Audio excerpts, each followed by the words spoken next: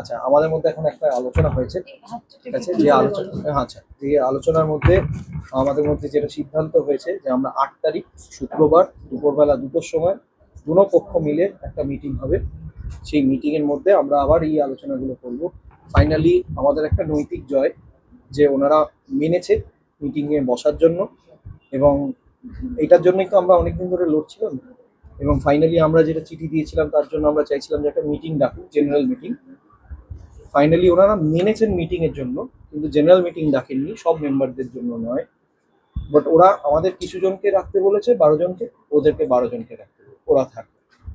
তো আমরা তাতে ফাইনালি এগ্রি করেছি, কারণ আমরা চাইছিলাম একটা বসে অ্যামিকেবলি এটাকে ডিসকাস করা। ওরা এটাতেও বসতে চাইছিল না। ওরা নানান রকম অজুহাত দিচ্ছে, বিভিন্ন রকম অজুহাত দিচ্ছিল। সেই অজুহাতে ফাইনালি আমাদের দুটো পক্ষে আলোচনার মানে শেষে আমাদের এটাই সিদ্ধান্ত হয়েছে যে আমরা শুক্রবার দিন বেলা 2টোর সময় লিম্পা অফিসে আমাদের দুটো পক্ষের মিটিং আছে। তোমরা যেটা পদত্যাগ দাবি করছিলে, কালকেও বলেছো, আজকেও বলেছো, এখন সেই দাবি থেকে কি তোমরা সরে এসছো? না, আমরা সরিনি। ডেফিনেটলি আমরা আলোচনা করব। আমরা আলোচনাতে বসতে চাইছি, তখন তো আমরা বলবো আমাদের আর্জিগুলো, যে আমরা কি কি চাইছি। আমরা যদি নাই বসতে পারি, আমরা কোথায় পদত্যাগ চাইবো? রাস্তায় দাঁড়িয়ে তো পদত্যাগ চাইতে পারি না। রাস্তায় দাঁড়িয়ে তো আমরা অভিযোগগুলো বলতে পারবো না, কারণ অভিযোগগুলো তো খারিজ করে দিচ্ছে। কারণ রাস্তায় দাঁড়িয়ে তার মিটিং ছাড়া আমরা, এটার তো কোনো মানে থাকছে না। মিটিং করলে তো আমরা বলতে পারবো। ফাইনালি ওরা রাজি হয়েছে মিটিং করতে, এটা আমাদের জন্য ভালো জিনিস যে ওরা ফাইনালি বসতে রাজি হয়েছে, যেটা আমরা চাইছি। আর একটু আগে আমরা যেটা শুনছিলাম, এখান থেকেই কোনো কোনো সদস্য বলছিলেন যে গ্রেপ্তার হতে পারে, সেরকম কি কোনো পরিস্থিতি তৈরি হয়েছিল? পরে ওনারা একটা জিনিস করেছেন, ওনারা একটা 144 করেছে, ঠিক আছে? তো 144 এর এগেইনস্টে কিছু লোকের এটা ভুল হয়েছে বুঝতে, তো সেটার জন্য ভুলবশত তোমাদেরকে বলে দিয়েছি, বাট অ্যাকচুয়ালি না। আচ্ছা, 144 কি তোমাদের ইম্পা অফিসে কি? না, অফিসের ভিতরে, বিল্ডিং এর ভিতরে তো 144 হয় না। ডেফিনেটলি প্রিমাইসেস, বাট ডেফিনেটলি তোমরা তো সকাল থেকে দেখতে পাচ্ছ এখানে আমাদের এখানে এটা ইন্টেনশন নয় যে আমরা ইম্পা অফিসে এসে ভাঙচুর করব, চেল্লাবেলি করব। আমাদের ইন্টেনশন, আমরা পিসফুল ওয়েতে আমরা একটা সুন্দরভাবে আমরা চাইছি যাতে আমাদের সঙ্গে মিটিংয়ে ওনারা বসুন এবং আমাদের সঙ্গে আলোচনায় বসুন। ফাইনালি ওরা রাজি হয়েছে, এটাই আমাদের আজকে, আমি বলবো যে আমরা জিতেছি। বলছিলি যে কমিটি ইলেক্টেড নয়, ওনারা সেটাও আজকেও আবার নস্যাৎ করে দিয়েছেন। ওনারা নির্বাচনে জিতে এসেছেন। কার সঙ্গে জিতেছে? নিজের বিরুদ্ধে নিজেই জিতেছে। এটা তো ওইটাই হয়ে গেল যে আমি নিজেই বলছি যে আমি চুরি করিনি। ওনাদেরকে একটা জিনিস জিজ্ঞেস করো যে লাস্ট ইলেকশন যেটা হয়েছে, ইলেকশনের রেজাল্টটা কোথায়? অপোজিশন তো কেউ দাঁড়াতে হবে, কাউর এগেনস্টে তো জিতেছে। কার এগেনস্টে জিতেছে? নিজের এগেনস্টে নিজেই জিতে গেছে। তোমাদের কদফা দাবি রয়েছে, আমরা দাবিগুলো নিয়ে আমরা বসছি ডেফিনেটলি। তার মধ্যে একটা দাবি হচ্ছে প্রেসিডেন্টের, আমরা ইয়েটা চাই, রেজিগনেশন চাই, এবং আমরা চাই যাতে পুরো কমিটিটাই যাতে ডিজলভ হয়ে যায়। কারণ এই কমিটিটা যেভাবে 2 নম্বরই ভাবে এতদিন ধরে চালাচ্ছিল, সেই এই চালানোটা আমাদের মেম্বারদের তরফ থেকে, এই যে রাগ, এত লোক দূর দূর থেকে ফেসবুক, টুইটার, ইনস্টাগ্রামে কমেন্ট করছে, লোকজনকে বলছে যে আমাদের সঙ্গে এইটা হয়েছে ওটা হয়েছে। এই রাগটা তো আজকে প্রতিবাদটা সবাই মিলে করছে, আমি একা করছিলাম না। এটা আমাদের এখানে যতজন আছে এটা তো অনেক কম। এটা যত দিন যাবে তত প্রতিবাদের সুর আরো লোক আসবে, আরো মেম্বার আসবে, যত মেম্বার আছে সবাই আসবে। তার মানে এর পরবর্তী তোমরা 8 তারিখের মিটিং এর পরে তোমাদের পদক্ষেপ জানাতে পারবে? ডেফিনেটলি আমাদের তো মিটিং এর একটা তো কিছু রেজাল্ট বেরোবে, তখন আমরা আবার বলবো। তোমরা কি কাউকে ভেবেছো প্রেসিডেন্ট হিসেবে? না, আমরা প্রেসিডেন্টের জন্য এখনো এইসব নিয়ে আলোচনা করছি। আগে যে বসে আছে সে তো গদিটা ছাড়ুক, গদিই ছাড়তে চাইছেন, আমি আরেকটা প্রেসিডেন্ট ভাববো। আমার একটাই ইন্টেনশন, যাতে সিনেমা ইন্ডাস্ট্রিটা এইসব ভয় মুক্ত আর এই দূষণ মুক্ত যাতে থাকে। সত্যজিৎদার আজকে সকল প্রডিউসারদের থাকার কথা ছিল উপস্থিত, তার মধ্যে আমরা অনেককেই দেখতে পাইনি যারা রেগুলারলি সিনেমা বানায়। তাদের উদ্দেশ্যে কি বলবো? তারা তো বিভিন্ন সমস্যা ফেস করেছে এতদিন ধরে। আমি আশা করি তারাও আমাকে দেখছে হয়তো তোমাদের মাধ্যমে, এবং অনেকে জানেন ও ম্যাটারটা। আমার অনেকের সঙ্গে কথাও হয়েছে, মোস্টলি সবাই আমাদেরকে সাপোর্ট করছে। ইনফ্যাক্ট তোমরা যদি ইন্ডিভিজুয়ালি তাদের সঙ্গেও ইন টাচ আসতে পারো, জিজ্ঞেস করতে পারো, তারা সবাই এই মুভমেন্টটাকে সাপোর্ট করবে। এই মুভমেন্টটাকে সাপোর্ট করবে না অনলি এই ইসি কমিটির কিছু লোকজন, বাকি সবাই আমাদেরকে সাপোর্ট করবে।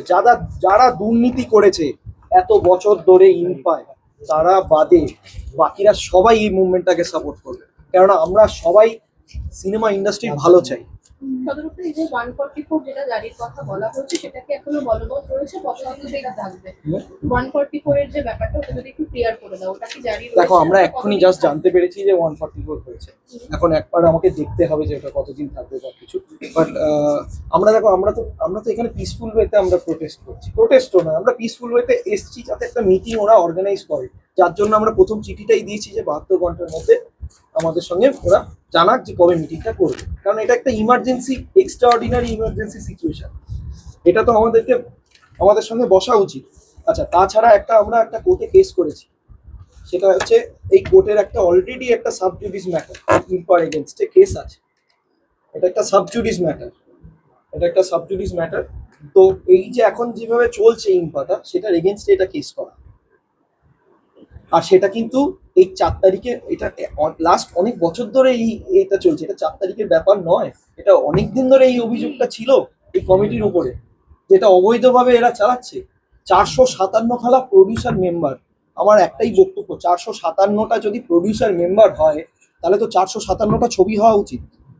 তাহলে 457টার জায়গায় কটা সিনেমা হচ্ছে, এখন কটা সিনেমা ফ্লোরে আছে? এইবার তোমরা বুঝে নাও যে এই 457টা মেম্বার কেন আছে, বা আদৌ তারা সিনেমা করে কিনা। এরকমও লোক পাওয়া যাবে যারা আমার হয়তো জন্মের আগে ছবি প্রডিউস করেছে, খালি ভোটের দিন ভোট দিতে আসে। আমার তো মনে হয় ইম্পার মধ্যে একটা এসআইআর দরকার আছে। ওটা যদি করা যায়, এই 457-র মধ্যে এরকমও দেখা যেতে পারে খালি 100টাই থাকবে, বাকি 357 বাদ হয়ে যাবে। এইটাই আছে স্যার। ওনাদের দাবি যে বহিরাগতরা কিভাবে আসবে, তারপর কি তোমরা ভোটের প্রক্রিয়াতে যাবে নাকি নিজেদের মধ্যে থেকে আবার একটা কমিটি করতে? না, ডেফিনেটলি আমরা আবার ভোটের প্রক্রিয়াতেই যাবো, যেটা আমাদের আর্টিকেলে আছে সেভাবেই আমরা কাজ করবো, ওর বাইরে তো আমরা করতে পারবো না। বাট আমরা চাইছি আগে এই দুর্নীতি মুক্ত হতে। এই যে কমিটিটা যে দুর্নীতি করে রেখেছে, আমরা এই কমিটিটাকে ডিসলভ করতে বলছি, কারণ এরা এত বছর ধরে এই জিনিসটা করে যাচ্ছে, আর এদের মাথার উপরে কারোর হাত ছিল তাই জন্য করছে। তো আমরা এটা থেকে মুক্ত হতে চাইছি, পুরো ইন্ডাস্ট্রি, পুরো ফ্যাটার্নিটি এটা থেকে মুক্ত হতে চাইছি। শেষ পর্যন্ত শতদিকটা তোমার শেষ পর্যন্ত কি দাবি থাকছে তোমাদের তরফ থেকে, কি দাবি তোমরা রাখতে চাও? না একটাই দাবি বল। আমাদের একটাই দাবি, এদের যেই কমিটিটা আছে এটা যাতে ডিসলভ করে প্রেসিডেন্টের রেজিগনেশন। শতদিকদা ওই যে একাডেমি অফ ফাইন আর্টসের সময় যে 8 লক্ষ টাকার একটা আমি পোস্ট দেখতে পেয়েছো। হ্যাঁ, এবং সেটা নিয়ে জিজ্ঞেস করা হয়েছিল, পিয়াদি বলেছেন যে সেটা টেকনিশিয়ানরা যাতে বঞ্চিত না হয় সেই জন্য তাদের মধ্যে কিছু টাকা ডিস্ট্রিবিউট। কোন সিনেমার টাকা এটা? একাডেমি অফ ফাইন আর্টসের টাকা কি? টাকাটা ওরা একাডেমি ফাইন আর্টসটাকে কেন আটকেছে? অন্য কোনো সিনেমার জন্য একাডেমি অফ ফাইন আর্টসটাকে আটকেছে। এটার পেছনে বিশাল বড় রহস্য আছে, ওনাকে বলো পুরোটা খুলে বলতে। উনি আজকে যেহেতু এই হোয়াটসঅ্যাপ চ্যাটটা বেরিয়েছে সেই জন্য উনি বলতে ওনার অসুবিধা হচ্ছে, ওনাকে তো একটা গ্রাউন্ড তৈরি করতে হবে। আর এটা একমাত্র একাডেমি অফ ফাইন আর্টসের ব্যাপার নয়, এরকম বহু ছবি, বহু প্রযোজক, বহু লোক ইন্ডাস্ট্রির থেকে অভিযোগ জানাচ্ছেন যে উনি টাকা নিয়েছেন, এনওসির নাম করে হোক, সিনেমা রিলিজ করার নাম করে হোক, বহু লোক এরকম অভিযোগ জানিয়েছে, সেন্সারের নাম করে হোক, বহু নাম, মানে এইভাবে উনি টাকা নিয়ে গেছেন। এবং এটা তোমরা দেখতে পাবে একের পর এক যে সবাই ফেসবুক বা ইনস্টাগ্রাম বা টুইটারে কোথাও না কোথাও সে কেউ না কেউ পোস্ট করছে, সবাই এখন প্রতিবাদ করছে। এটা এখন আর আমাদের এই ঘরের মধ্যে মুভমেন্ট নয়, এটা এখন সবার মুভমেন্ট হয়ে গেছে। ইনফ্যাক্ট যারা বাংলা সিনেমাকে ভালোবাসে তারাও প্রতিবাদ করছে। তারা কেন প্রতিবাদ করবে? তারা তো এই জিনিসগুলো জানে না, তাদের জানার বিষয় নয়। স্টিল তারা চায় একটা দুর্নীতিমুক্ত একটা ইম্পা বা একটা সিনেমা ইন্ডাস্ট্রি দুর্নীতিমুক্ত চলুক, সবার ক্ষোভ আছে। এটা কেউ ডিসাইড করতে পারে যে কোন প্রডিউসার কবে সিনেমা রিলিজ করবে, কোন শোতে কোন সিনেমাটা চলবে? আমি বারবার কেন একটা কথা বলছি, এটাতে একটা না ক্ষোভ অনেক দিন ধরে জন্মেছিল। এই ক্ষোভটা না বলার জায়গা ছিল না, এখন একটা সবাই বলতে শুরু করেছে। একটা জিনিস যেটা তোমরা কালকেই বলেছিলে এবং আজকেও বলছো যে ওনারা রাজনীতির রং লাগিয়েছে, তোমাদের যে নতুন ইসি কমিটি গঠন করতে চাইছো, তোমরা কি সেটা পুরোপুরি রাজনীতি মুক্ত রাখতে পারবে? ডেফিনেটলি। কে কি করছে রাজনীতি, আমার একটা কথা ভালো করে শোনো, কে কি রাজনীতি করছে সেটা এই বিল্ডিং এর বাইরে থাকবে। এখানে সিনেমা ইন্ডাস্ট্রির ভালোর জন্য যারা থাকবে তারাই থাকবে। কেউ যদি অন্য কোনো দল করে, সিপিএম করে, কংগ্রেস করে, তৃণমূল করে, বিজেপি করে, সেটা তার ব্যক্তিগত ব্যাপার। আর এখানে কোনো ব্যান করা হবে না যে কেউ তৃণমূল করেছে বলে তাকে কাজ করতে দেবো না। আমার মনে হয় এগুলো আনজাস্টিফাইড কথা। সবাই কাজ করুক, সুস্থভাবে কাজ করুক, আমাদের পরিবেশটা যাতে ভালো থাকে, আমরা যাতে সবাই মিলেমিশে কাজ করতে পারি, এটাই আমার আবেদন। বনিদা এমনও অভিযোগ করেছে যে ইউপাইকে কর্মী তারা কোনো রাজনৈতিক পতাকা দিয়ে তুমি তবে আজকে বাইরে বিজেপি বিজেপি পতাকা লাগানো। এক সেকেন্ড। আচ্ছা, তাহলে তো বনি নিজেই তো টিএমসির ওয়ার্কার হিসেবে ই করছে, তো ও কেন এলো আজকে? আর বনিদা আরেকটা কথা বলেছে আর ইম্পায় প্রথম কিন্তু পিয়াদি কিন্তু স্বরূপ বিশ্বাস এবং অরূপ বিশ্বাসকে নিয়ে সেই এসেছিলেন। জন্যই জিজ্ঞাসা করলাম, তোমাদের কমিটিতে কি তোমরা পুরো রাজনীতি মুক্ত রাখতে পারবে? এরকম না। পুরো রাজনীতি না, আমি কি থাকবে? আমি আবার বলছি, আবার একটা কথা বলছি যে কে কি রাজনীতি করছে এটা এখানে ইম্পর্টেন্ট নয়, এখানে কারা সিনেমা ইন্ডাস্ট্রির ভালো চাইছে সেটা সব থেকে জরুরি। সত্যিটা বনিদা বলছে তুমি বন্ধু ছিলে, এখন আর এখন আর বন্ধু নেই। নেই। তুমি যেটা বলছো, কারণ তুমি তার মায়ের উপর আক্রমণ করেছো নাকি এরকম? তুমিও তো কালকে এখানে ছিলে, তোমার কি মনে হয়েছে আমি আক্রমণ করেছি? তোমার কথা থেকে আমরা জানতে চাই যে আক্রমণ ভোটের সময় নাকি তুমি এর আগে যখন এখানে সিসিটিভি ছিল, এখানে সিসিটিভি ছিল, ওই ফুটেজ যদি ওর কাছে থাকে আমাকে প্রমাণ করতে বলো। ওর কারণ নিজেও ইয়ে কালকে ক্যামেরা করেছে। না না, ওটা তো বলছে যে পুরনো। না ভোটের না, না, উনি যে কালকে করেছে। কোন ইলেকশন? ইম্পার ইলেকশন না এই ভোট? 5 বছর আগে। না না, এক সেকেন্ড আমি ক্লিয়ার করছি, ক্লিয়ার করা দরকার আছে। ওনারা এটা- একটা পিসিতেও বলেছেন যে তাহলে তাহলে এত বছর ধরে তাহলে ওর তো ফুটেজটা দেওয়া উচিত ছিল, দেয়নি কেন? এফআইআর করেনি কেন? এফআইআর করেনি তোমার কেন? সঙ্গে নাকি কথা বলে সেটা সলভ হয়েছিল, কিন্তু কালকে তুমি যে আচরণ করেছো তাতে নাকি আমি কি আচরণ করেছি আমি তোমাকে জানতে চাইছি।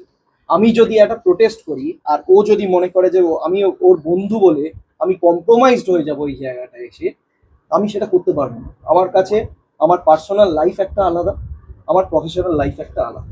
দুটোকে যদি ওরা মিলিয়ে ফেলতে পারে বা ও যদি মিলিয়ে ফেলতে পারে বা ওর মা যদি ওকে মিসগাইড করে, কারণ ও তো এখানে প্রেজেন্ট ছিল না, বনি এখানে ছিল না, তোমরা সবাই জানো। ওকে যেটা পোর্ট্রে করা হয়েছে ও সেটাই বলছে।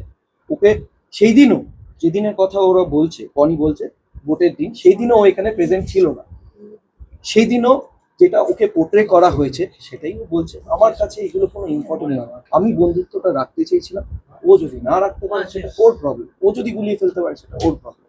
আচ্ছা, শেষ একটা প্রশ্ন করবো যে এই যে এত প্রতিবাদ, এই ক্ষেত্রে তো অনেক বন্ধু পরিবর্তন হবে, অনেক বন্ধুও হবে, এই জন্য রেডি তো এখন?